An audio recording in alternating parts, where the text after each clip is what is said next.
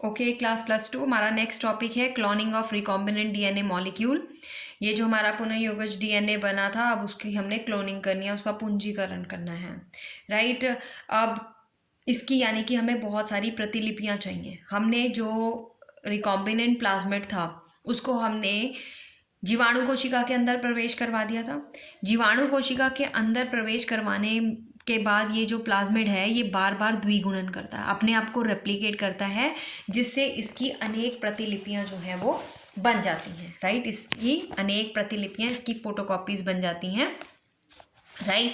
तो इनमें से केवल जो रूपांतरित जीवाणु कोशिकाएं होंगी, यानी कि जिसके अंदर प्लाज्मिड चला जाता है, वही एंटीबायोटिक की उपस्थिति में जीवित रहती हैं, राइट। क्योंकि इसमें एंटीबायोटिक रेजिस्टेंट जीन उपस्थित है, राइट। और फिर उन ट्रांसफॉर्म्ड बैक्टीरिया का चयन करके हम उनकी क्लोन लाइब्रेरी बना सकते हैं, ताकि हमें वो एक अपना वांछित जीन जो है वो ज़्यादा मात्रा में प्राप्त हो सके, राइट। तो यहाँ पे आपको ये डायग्राम के थ्रू समझाया गया है। ये है हमारा रिकॉम्बिनेंट प्लाज्मिड, राइट, जिसमें हमारा ये डिजायर्ड जीन है जो आपको ब्लैक कलर से दिखाया गया है। इस रिकॉम्बिनेंट प्लाज्मिड को हमने किसके अंदर प्रवेश करवाया? जीवाणु कोशिका के अंदर। और इसको जीवाणु कोशिका के अंदर प्रवेश करवाने के लिए हमने उसको किसके साथ ट्रीट किया था? कैल्शियम क्लोराइड के साथ, जिसकी वजह से उसकी प्लाज्मा मेम्ब्रेन, उसकी कोशिका झिल्ली जो है वो बहुत ज़्यादा पारगम्य हो गई थी, राइट, परमिएबल हो गई थी, और उसने आराम से इस प्लाज्मिड को अपने अंदर प्रवेश करने दिया। अब जब ये प्रवेश कर गया तो ये रूपांतरित हो गया, ट्रांसफॉर्म्ड हो गया, ये ई कोलाई बैक्टीरिया रूपांतरित हो गया। अब ये रूपांतरित ई कोलाई बैक्टीरिया के अंदर ये प्लाज्मिड जो है वो क्या करेगा? ये अपने आप को मल्टीप्लाई करेगा, रेप्लिकेट करेगा, और ये मल्टीप्लाई और रेप्लिकेट के बाद जैसे ही इनका नंबर बढ़ेगा तो जीवाणु कोशिका भी डिवाइड होनी शुरू हो जाती है, ठीक है। देखिए यहाँ पे नेक्स्ट हमारा डायग्राम जो है, ये जीवाणु कोशिका जो है डिवाइड होनी शुरू हो जाती है, और डिवाइड होकर इनका नंबर इंक्रीज कर जाता है, राइट। और इनका नंबर इंक्रीज कर गया, हमारे पास ये जो डिजायर्ड जीन था उनके भी नंबर जो हैं वो बढ़ गए। यहाँ पे 1 मिनट, ओके। अब ये जो फोकस है वो ठीक है, बीच में फोकस खराब हो गया था, ओके, नाउ इट्स ओके। अब देखिए यहाँ पर हमारे पास ये जो जीवाणु कोशिका के अंदर हमारा जो प्लाज्मिड है वो अपनी कॉपीज़ बना रहा है, रेप्लिकेट कर रहा है, प्रतिलिपियां बना रहा है, और ये जो प्रतिलिपियां बनने के साथ साथ जीवाणु कोशिका जो है वो डिवाइड करती है कल्चर मीडियम में, और हमारा जो जीन ऑफ इंटरेस्ट है, जो वांछित जीन हमें चाहिए था, उसका नंबर भी बढ़ता है। अब ये वांछित जीन से जो एक पर्टिकुलर प्रोटीन, हमें पता है जीन जो है वो फिर कौन सा काम करती है? ट्रांसक्रिप्शन और ट्रांसलेशन का काम करती है, यानी कि एमआरएनए बनाती है, और एमआरएनए से हमारा डिज़ायर्ड प्रोटीन जो हमें चाहिए था वो हम प्राप्त कर सकते हैं, राइट। अब डिज़ायर्ड प्रोडक्ट को लार्ज लेवल पे, इंडस्ट्रियल या कमर्शियल लेवल पे प्रोड्यूस करने के लिए हमारे पास होते हैं बायोरिएक्टर्स। हमारा जो नेक्स्ट टॉपिक है वो है बायोरिएक्टर का, राइट। बायोरिएक्टर्स क्या हैं? एक बड़े बड़े वेसल्स होते हैं स्टील के। इन बड़े बड़े वेसल्स के अंदर जो है हम मानव कोशिकाओं के संवर्धन से प्राप्त जो कच्चे पदार्थ हैं, कच्चे पदार्थों को जैविक रूप से विशिष्ट उत्पाद तथा एंजाइम आदि में परिवर्तित किया जा सकता है।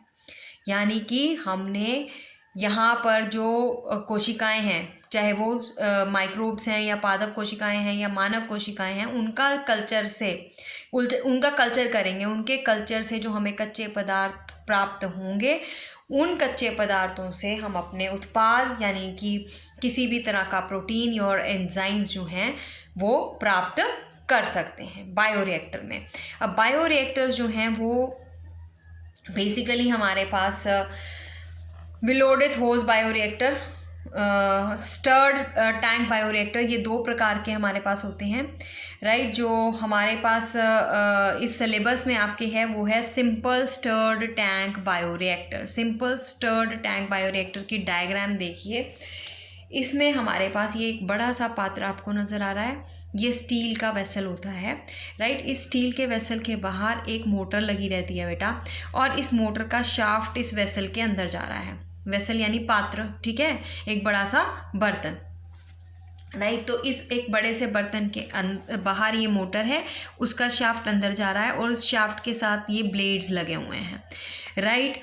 और इन ब्लेड्स में से जो नीचे वाले ब्लेड्स हैं ये एक्चुअली में क्या कर रहे हैं, ऑक्सीजन को अच्छी तरह से मिक्स करने का काम कर रहे हैं कि ऑक्सीजन जो है वो प्रॉपरली एयर सप्लाई जो है वो होती रहे इस मीडियम के अंदर। और ऊपर वाला जो हमारा ब्लेड है वो क्या काम कर रहा है, ऊपर वाला ब्लेड जो है वो जो झाग बनती है इसके अंदर, क्योंकि आप बार बार उसको हिला रहे हो, उस झाग को नियंत्रित करता है ताकि एरिएशन जो है, हवा जो है वो प्रॉपरली अंदर जाती रहे। ठीक है, तो ये बायोरिएक्टर में एक तरफ जो है हमारे पास क्या होगा, पीएच नियंत्रण हेतु एक प्रॉब बना होगा, और यहाँ पर जो है टेम्परेचर को नियंत्रण करने के लिए भी हम थर्मामीटर लगा के रखते हैं। यहाँ पे इन्होंने डायग्राम में शो नहीं किया हुआ, पर टेम्परेचर को भी नियंत्रित किया जाता है। और एक तरफ से हमारी जो है भाप या स्टीम जो है वो एंटर करती है, राइट। और ये जो स्टीम है वो जनरली स्टरलाइज कंडीशन को मतलब अटेन करने के लिए दी जाती है, राइट। स्टरलाइज कंडीशन बनी रहे उसके लिए हम स्टीम जो है वो प्रोवाइड करते हैं। अब हमारे पास हम इस बड़े से वेसल के अंदर अपना कल्चर मीडियम संवर्धन तरल जो है वो भर लेते हैं। इस संवर्धन तरल में हम क्या भर लेते हैं, साथ में उसमें इनोकुलम डालते हैं, यानी कि थोड़ा सा, जैसे हम कह लीजिए दूध को खट्टा लगाने के लिए दही डालते हैं, वैसे ही इस कल्चर मीडियम में हम ई कोलाई बैक्टीरियाज जो हमारे ट्रांसफॉर्म्ड बैक्टीरियाज हैं वो डालते हैं, राइट। और उनके डालने से उसके बाद ये उस कल्चर मीडियम में मल्टीप्लाई होते हैं और ज़्यादा ग्रो करना शुरू कर देते हैं। फिर हम उन बैक्टीरिया से जो जिसमें हमारा जीन ऑफ इंटरेस्ट उपस्थित था उससे अपना प्रोडक्ट जो है वो इस आउटलेट के थ्रू जो है निकाल लेते हैं बाहर। ठीक है, तो यहाँ पर हमारे पास ये है साधारण विलोडन होज bioreactor, simple stirred tank bioreactor, right. तो बायो रिएक्टर की पूरी फंक्शनिंग तो आपको नहीं दी गई है, पर आपको जस्ट एक डायग्राम, ये डायग्राम आपसे पूछी जा सकती है बोर्ड में, पर आपको जो है इसमें फंक्शंस जब तक पता नहीं होंगे तो आप उसके बारे में लिखोगे कैसे। इसमें या तो 2 मार्क्स का शॉर्ट क्वेश्चन आता है कि बायोरिएक्टर्स क्या होते हैं, या बायोरिएक्टर की डायग्राम आ सकती है जिसमें आपको एक स्टील का बड़ा पात्र जो है वो बना के दिखाना है, बाहर मोटर लगानी है, अंदर शाफ्ट जो इसके मोटर के साथ अटैच्ड है और वेसल के अंदर जा रहा है, और इसका हम 3/4 वेसल के अंदर का 3/4 पार्ट जो है वो हम कल्चर मीडियम से संवर्धन तरल से भर लेते हैं, जिसमें एक्चुअली में हमारे ई कोलाई बैक्टीरिया ने ग्रो करना है। क्योंकि अब हमें ई कोलाई बैक्टीरिया को ग्रो कराना है तो हमारा पीएच और टेम्परेचर जो है वो ऑप्टिमम होना चाहिए, ताकि कोशिकाएं जो हैं वो अपने आप को अच्छी तरह से मल्टीप्लाई कर सकें। हमें उसका जो पीएच है वो प्रॉपर नियंत्रित रखना पड़ेगा, हमें उसका टेम्परेचर भी नियंत्रित रखना पड़ेगा। टेम्परेचर को नियंत्रण में रखने के लिए कई बार क्या यहाँ पर जनरली एक वाटर जैकेट लगा देते हैं, राइट। अगर हमें टेम्परेचर बढ़ाना है तो हम वाटर जैकेट में से हॉट वाटर पास करवाते हैं, और अगर हमें टेम्परेचर घटाना है तो हम उस वाटर जैकेट में से कोल्ड वाटर पास कराते हैं।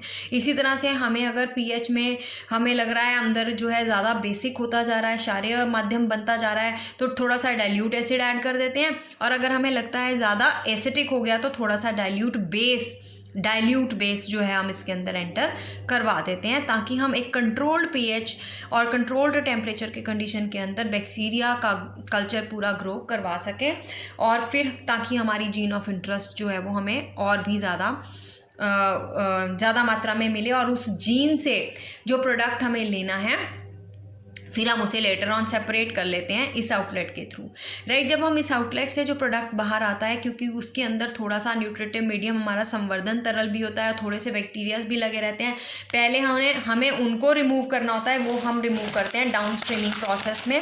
ये जो डाउन स्ट्रीमिंग प्रोसेस है यहाँ पे लिखा हुआ है अनुप्रवाह संसाधन, ये आपकी पूरी डिटेल में आपके सिलेबस में नहीं है, बस इसमें जस्ट ये है कि बायो रिएक्टर से जो उत्पाद हमने बाहर निकाला आउटलेट के थ्रू, उसको पहले हम अलग करेंगे कि क्योंकि जब हम उसको बाहर निकालते हैं तो उसमें से कई बैक्टीरियाज भी बाहर आते हैं, थोड़ा सा हमारा न्यूट्रिटिव मीडियम, हमारा संवर्धन मीडियम भी बाहर आता है, फिर हम उसे प्योरीफाई करते हैं और फिर हम उसको टेस्ट करके पैक करके आगे मार्केट में सेंड कर देते हैं, राइट। एक आपको ये दिया हुआ है दंड विलोधक विलोडक होज बायोरिएक्टर, स्पार्ज्ड स्टर्ड टैंक बायोरिएक्टर। ये भी हमारा एक तो आपका ये जो है पीछे बायोरिएक्टर मैंने आपको बताया सिंपल स्टर्ड टैंक, ये वाला, राइट।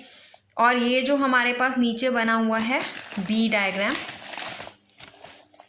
दंड विलोडक होज बायोरिएक्टर, इसमें भी कुछ खास डिफरेंस नहीं है। इसमें जो है हमारे पास नीचे एक पाइप अंदर की तरफ जाती है और वो जो पाइप है वो एक्चुअली में ऑक्सीजन कह लो या एयर कह लो, एरिएशन के लिए रिस्पॉन्सिबल होती है। उस पाइप से बबल्स जो है वो निकलते हैं ताकि एरिएशन या ऑक्सीजन जो है वो पूरे माध्यम में इक्वली डिस्ट्रीब्यूट रहे।